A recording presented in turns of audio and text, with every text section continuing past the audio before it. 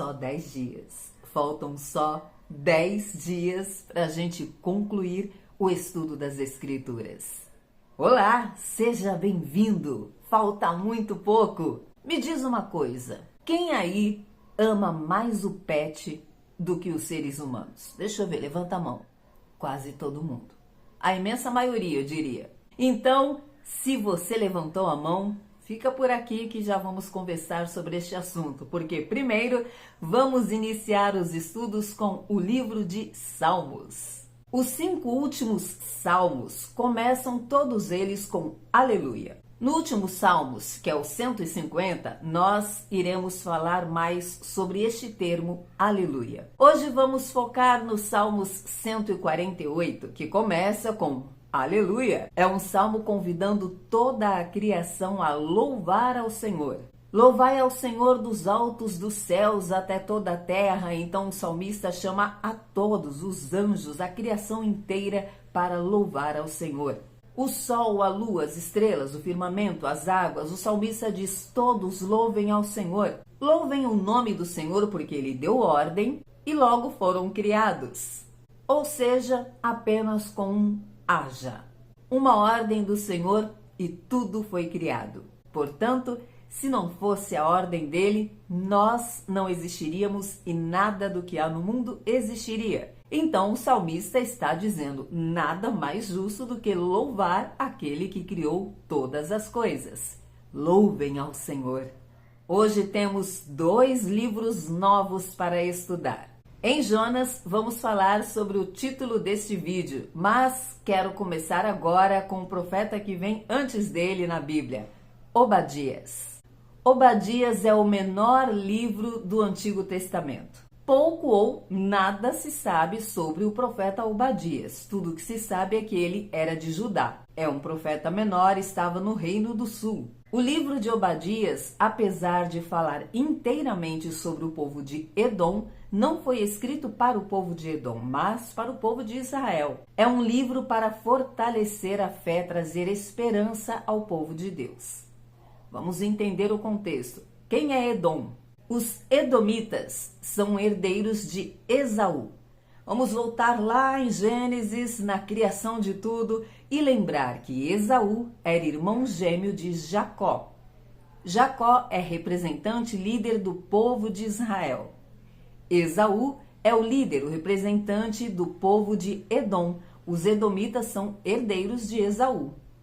Houve uma ruptura na relação de Jacó e Esaú no momento da história deles. Aliás, desde o ventre eles brigaram. Essa rincha entre os irmãos afetou a sua descendência por mais de 1000 anos. Independente da rixa, eles eram familiares, eram irmãos, eram todos povo de Deus. Mas os edomitas se levantaram contra o povo de Israel, contra a sua parentela. Desde lá do Êxodo, quando o Senhor libertou o seu povo da escravidão e eles foram caminhando o deserto adentro, chegou um momento em que eles tinham que passar pela terra de Edom. E os edomitas os impediram. Não bastando isso, no momento da história em que Jerusalém foi sitiada, quando começou a perseguição a Jerusalém, os edomitas ajudaram.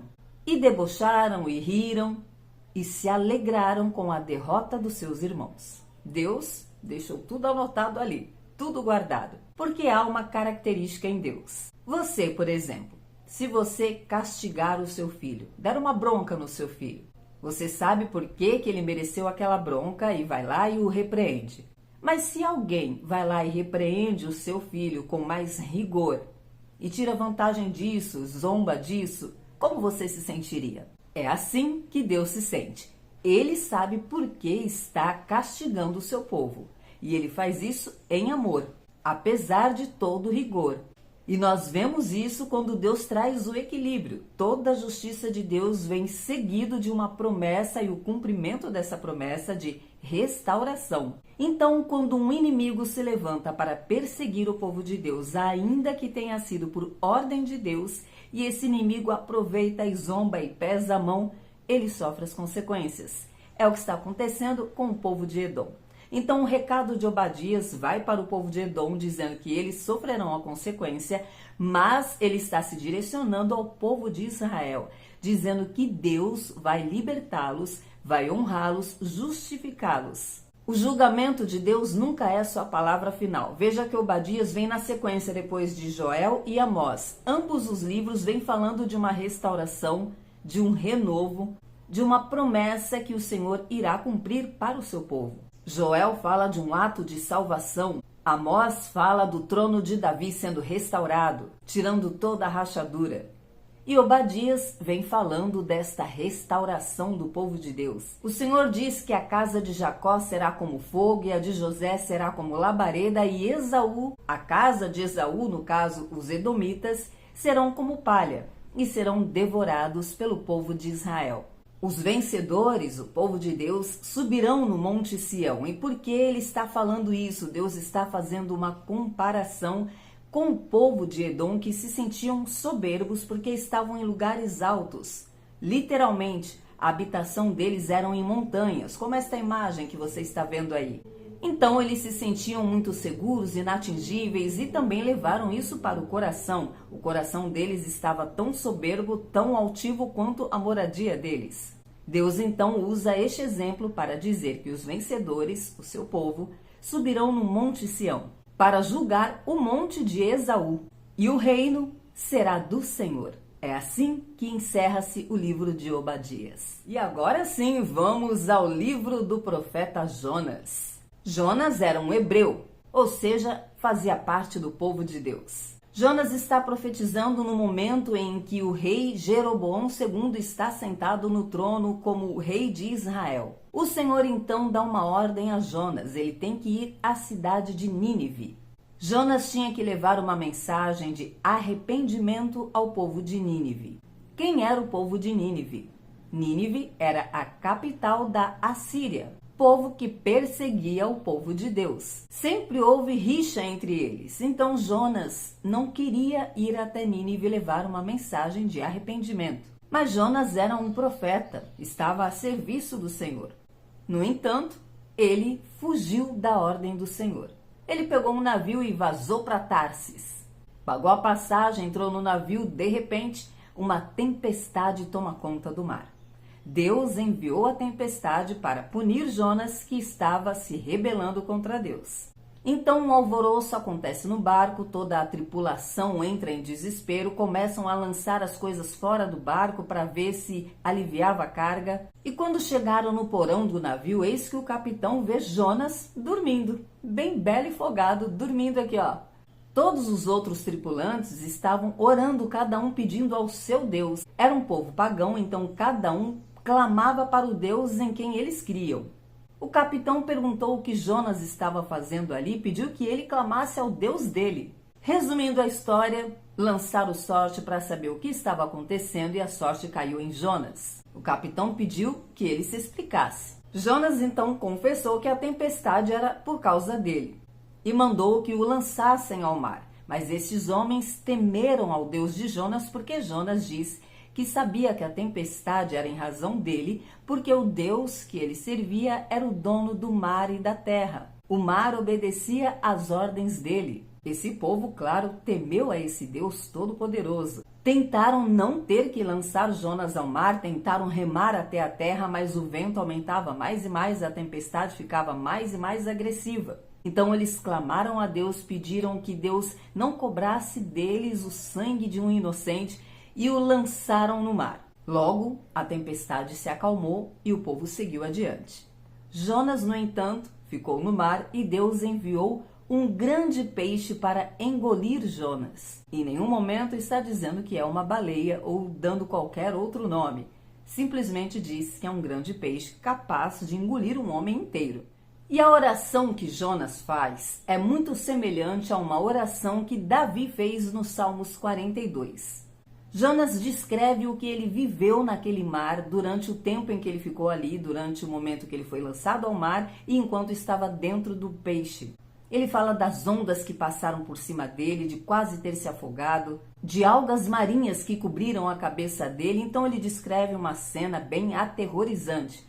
mas reconhece que Deus enviou o socorro, o protegeu dentro da barriga do peixe. Jonas fala na sua oração que lembrou do Senhor enquanto ele estava desfalecendo. Ele viu a morte de perto e lembrou do Senhor, então começou a orar. Deus deu ordem ao grande peixe que lançou, cuspiu Jonas e ele caiu em terra. Deus então ordena a Jonas mais uma vez a ir até a cidade de Nínive. Jonas prontamente, desta vez, obedece. A mensagem que Jonas levou a Nínive era bem curta, uma única frase. A cidade de Nínive era muito grande e levava cerca de 3 dias para percorrê-la inteiramente. Então Jonas foi só passando e gritando em alto e bom tom: Nínive será destruída daqui a 40 dias.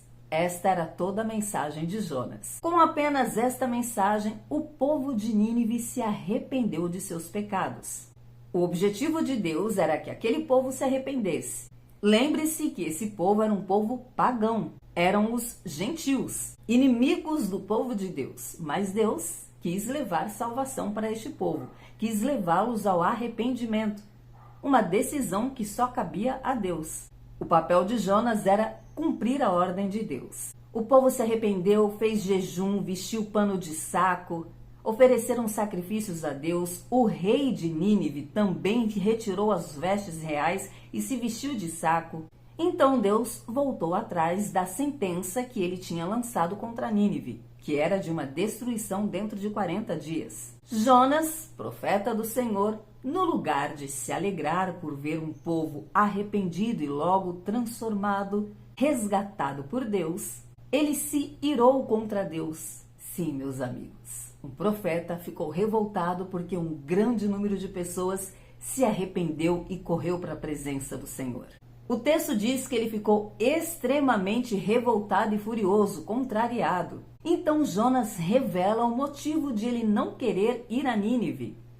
Ele diz ao Senhor: por isso que eu não queria vir, porque eu sei que o Senhor é misericordioso, é bondoso e iria ter misericórdia desse povo e voltar atrás e não iria castigá-los. O Senhor é cheio de paciência, de amor e se arrepende do mal. Jonas sabia bem disso, porque o povo dele, o povo de Deus, vivia pecando, errando e Deus perdoando e perdoando. Mas, quando era para eles, tudo bem. Já para a nação vizinha, Jonas não queria o perdão de Deus. Então Jonas pediu para que Deus tirasse a vida dele. Ele disse: era melhor que eu morresse. Tira-me agora a minha vida, pois para mim é melhor morrer do que viver. Ou seja, eu prefiro morrer do que ver o povo sendo salvo. Jonas bateu o pé e fez beicinho. O Senhor então responde a Jonas: é razoável essa tua ira? Então Jonas, ainda com beicinho, saiu da cidade, se distanciou um pouco e sentou-se para observar de longe o que seria feito com a cidade. Deus então, para tratar Jonas, fez com que nascesse uma árvore sobre a cabeça de Jonas. Um pé de árvore cresceu e criou uma sombra. Jonas ficou muito feliz, porque agora ele tinha um abrigo. Ele podia ficar de longe, observando o que ia acontecer com a cidade, sem ser debaixo de um sol escaldante. Mas na mesma noite, Deus enviou uma lagarta que comeu toda a árvore e a secou. Então Jonas lamentou profundamente a morte da árvore. Porque Deus não só secou a árvore, como mandou um sol escaldante e um vento muito quente. Então Jonas estava em apuros. Mais uma vez, Jonas deseja morrer, diz que era preferível morrer. Então Deus pergunta mais uma vez para Jonas: é razoável essa tua ira por causa da planta? E ele respondeu: é justo que eu me ire a ponto de desejar a morte. Tudo bom contigo? O Senhor então confronta Jonas com a seguinte reflexão: você tem compaixão de uma planta que você não regou, não fez crescer, que nasceu numa noite e morreu na outra, e não teria eu compaixão da grande cidade de Nínive, onde há mais de 120.000 pessoas que não sabem discernir entre a mão direita ou a esquerda, ou seja, não sabem o que estão fazendo, não têm entendimento, estão pecando por falta de entendimento. Por isso Deus mandou Jonas levar a mensagem de arrependimento. E também tem muito gado. Deus estava preocupado com as pessoas e também com os animais. Todos criação de Deus. O livro de Jonas encerra deste jeito. Deus coloca essa reflexão para Jonas e encerra-se aí. E o que isso tem a ver com o título do vídeo? Absolutamente tudo. Podíamos fazer a seguinte pergunta: é razoável que você se importe mais com o pet e tenha repulsa do ser humano, sendo que Jesus morreu na cruz pela humanidade? Te parece razoável? É isso que estamos vivendo nos dias de hoje. Pessoas que têm prazer e orgulho de dizer que quanto mais conhece o ser humano, mais ama os seus pets. Pessoas cada vez mais isoladas em si mesmas, vivendo em razão em função dos seus pets, não que não se deva ter carinho e amor pelos bichinhos. Tanto que Deus fala no livro de Jonas da preocupação dele com os gados. Mas o ser humano está acima. Jesus morreu na cruz pela humanidade. E a humanidade está escolhendo não amar aqueles a quem Deus amou de tal maneira que deu o seu Filho unigênito para morrer por eles, e escolhendo amar os animais em detrimento das pessoas. Te parece razoável? A mesma pergunta que Deus fez para Jonas cabe como uma luva perfeitamente a cada ser humano que escolhe ignorar o seu próximo e amar os animais no lugar do próximo. E o que mais podemos aprender com o livro de Jonas? Que ninguém ganha de Deus. Deus escolheu Jonas para levar a mensagem. Ele podia escolher outra pessoa quando Jonas se rebelou, mas Deus decidiu que era Jonas. E para isso, ele permitiu que todas as pessoas naquele barco passassem por uma tempestade. Mas elas tiveram a inteligência de entender que aquela tempestade não era delas. Então lançaram o causador da tempestade ao mar. E o que você aprende com isso? Não viva uma tempestade que não é sua. Lance o causador da tempestade fora do seu barco. Saiba discernir o que Deus mandou você fazer. Bora pro livro de Apocalipse. Estamos agora na fase da total simbologia no livro de Apocalipse. Essas simbologias têm a ver com a abertura do livro.